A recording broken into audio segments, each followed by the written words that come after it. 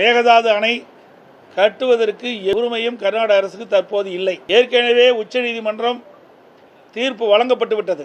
15 ஆண்டுகளுக்கு காவிரி நதி நீர் தடுக்கவோ திருப்பவோ மடைமாற்றம் செய்யவோ கூடாது என்றும் ஒவ்வொரு மாதம் குறிப்பிட்ட அளவு தண்ணீரை கர்நாடக அரசு தமிழ்நாட்டிற்கு வழங்க வேண்டும்.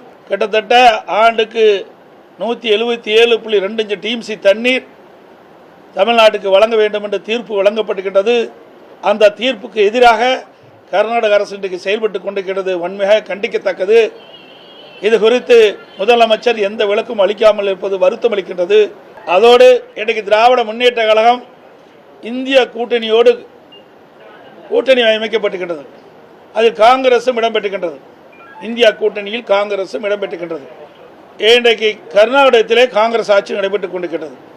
அதனால் தமிழ்நாடு முதலமைச்சர் காங்கிரஸ் கட்சியினுடைய தலைவர் கர்நாடகத்தைச் சேர்ந்தவர். காங்கிரஸ் கட்சியைச் சேர்ந்த முன்னாள் தலைவர் திருமதி சோனியா காந்தி அம்மா அவர்களிடத்திலும் மக்களவை தலைவர் திரு ராகுல் காந்தி அவர்களிடத்திலும் பேசி ஒரு சுமூகமான நிலையை உருவாக்கப்பட வேண்டும்.